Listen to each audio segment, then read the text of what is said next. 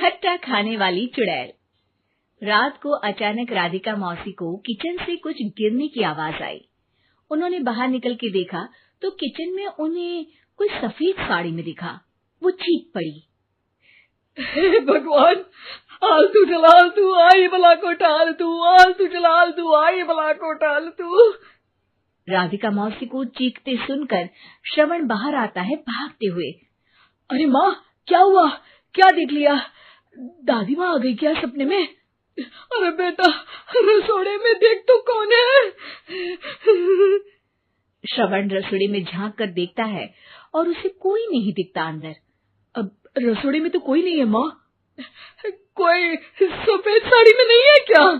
नहीं माँ, कोई भी नहीं है। चिल्लम चिल्ली की आवाज सुनकर काजल भी वहां आ जाती है। अब क्या हो गया माँ जी? अरे बेटा, रसोड़े में एक चुड़ैल थी सफेद साड़ी में। अरे क्या कर रही थी वो अंदर? अरे बताया नहीं, कल आएगी ना तो पूछ लूंगी। चुड़ैल जी, आपका क्या प्लान है? माँ जी, रात बहुत हो गई है, आपने कोई बुरा सपना देखा होगा, चलिए सो जाइए। राधिका मौसी सोने तो चली जाती है, पर उनको रात भर नींद ही नहीं आती। वो कुछ भी उलझुल बातें सोचने लगती है। कहीं चुड़ैल की वजह से तो घर में टेंशन नहीं हो रहा, कहीं उसी की वजह से तो वो दादी नहीं बन पा रही। सुबह जब राधिका मौसी रसोड़े में छानबीन करती है तो पाती है कि नींबू का अचार गायब है। चुड़ैल नींबू का अचार ले गई, मुझे तो ठीक नहीं लग रहा कुछ। चुड़ैल को भी पता है कि जिंदगी का असली मजा तो खट्टे में ही है। राधिका मौसी झट से श्रवण को फोन कर देती है। बेटा, मुझे समस्या समझ में आ गई है, हमें एक तांत्रिक की जरूरत है। अरे क्या बोल रही हो माँ, तांत्रिक की क्या जरूरत है? आप पूजा पाठ तो कर ही रही हो ना। आलतू जलालतू मंत्र सारे फालतू जैसे कुछ मंत्र पढ़ो, चली जाएगी अपने आप चुड़ैल। अरे नहीं बेटा, कभी चुड़ैल को कम नहीं समझते। अरे तुझे पता भी नहीं चलेगा कि कभी वो छल करके काजल की जगह घर की बहू खुद बन जाएगी। क्या माँ, कुछ भी बोल रही हो? कहाँ काजल और कहाँ चुड़ैल? वैसे एक बात बताओ, काजल को अगर गाने के लिए बोल देना तो चुड़ैल काजल की आवाज सुनकर घर तो क्या, धरती लोग छोड़कर चली जाएगी। तुम ना पढ़े लिखे बच्चे हर चीज को मजाक समझते हो। तुम रहने दो, मैं खुद ही तांत्रिक को बुला लेती हूँ। अच्छा सुन, शाम को इमली लेके आना। क्या है कि चटनी खाए बहुत दिन हो गए है ना?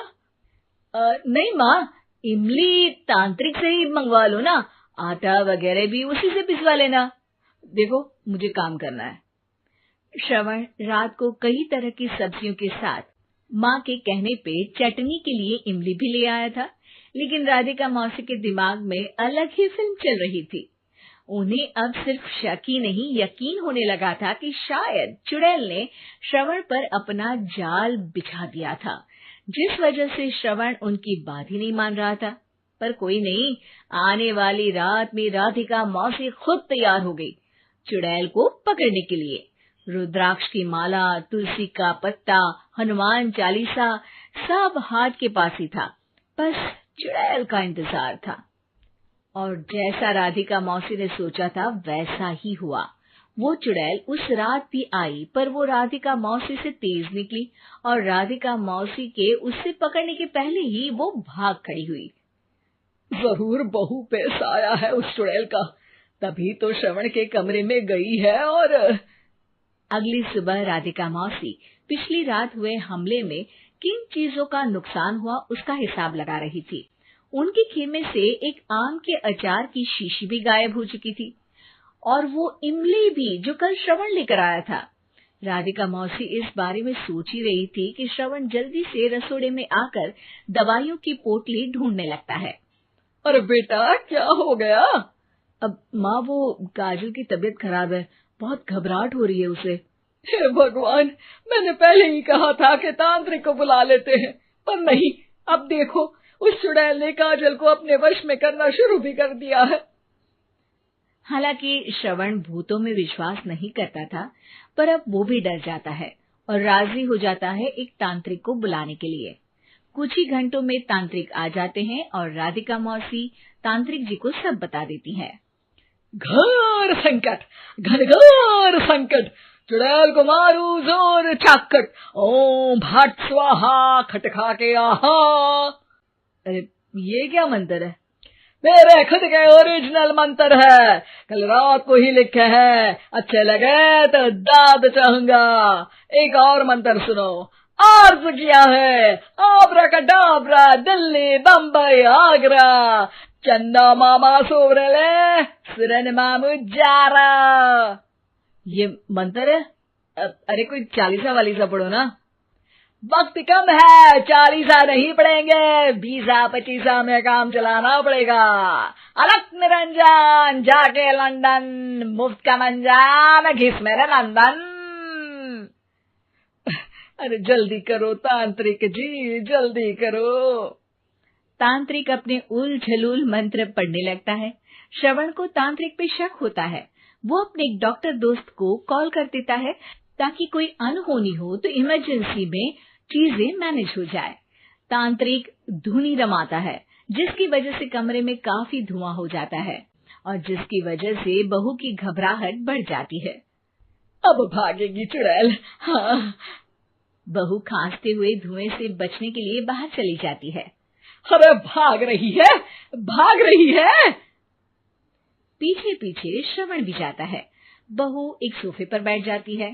तभी डॉक्टर दोस्त आ जाते हैं और श्रवण को पानी लाने के लिए कहते हैं। थोड़े चेकअप के बाद डॉक्टर कहते हैं, मेरे हिसाब से जाप का काम पूरा हो गया है। क्या मतलब? अरे कुछ भी नहीं माँ, कोई चुड़ैल नहीं है, खुशखबरी है, अब दादी बनने वाली है। मगर वो सब अचार के डब्बे। श्रवण दोनों अचार के डब्बे अपनी माँ को दिखाता है, जो कि उनके बिस्तर के नीचे छुपे हुए थे। आपने सही बोला था माँ, वो चुड़ैल काजल ही थी जो खट्टा खा रही थी। हमें कल ही पता चला, पर हमने आपको ये तांत्रिक वाला काम करने दिया ताकि आपको भरोसा हो जाए कि भूत वगैरह कुछ होता ही नहीं। अच्छा अच्छा, ये तो बड़ी खुशी की बात है, पर बेटा मुझे एक झाड़ू तो ला दे। क्यों माँ? ये तांत्रिक का भूत उतारती हूँ मैं। अब तांत्रिक राधा मौसी के डर से घर से भाग निकलता है और राधा मौसी उसके पीछे भागती है। अरे संकट ये घनघोर है, तांत्रिक मुआ चोर है।